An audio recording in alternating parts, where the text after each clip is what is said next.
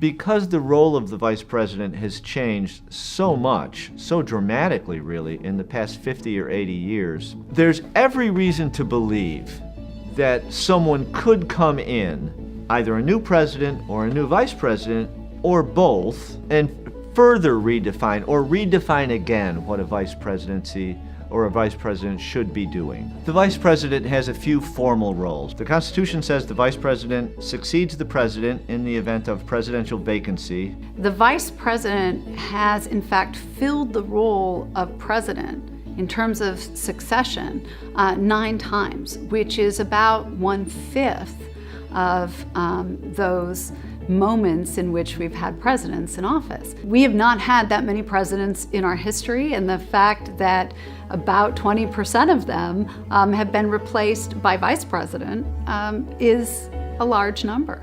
The Constitution also says that the vice president is the president of the United States Senate. He or she chairs the meeting, in other words. The third thing the vice president does is casts a vote in the event of a tie vote in the Senate.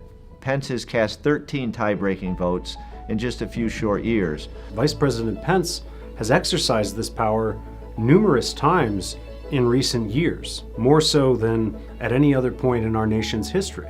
While Vice President Mike Pence has cast a large number of tie-breaking votes in the Senate, we should realize that this is not about the vice presidency per se.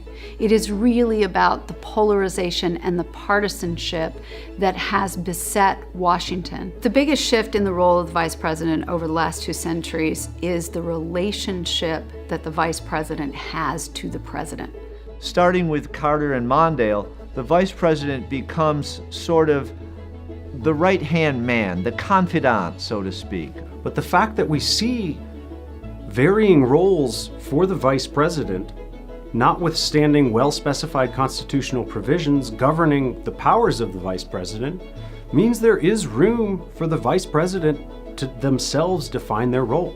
Our nation has recently witnessed the challenges associated with the executive and the Senate being unable to come to a meeting of the minds on important policies. Our government shutdowns directly represent an inability for the White House and the House of Representatives and the Senate to agree on any topic. We are actually in a unique period where norms surrounding the role of the vice president are already changing.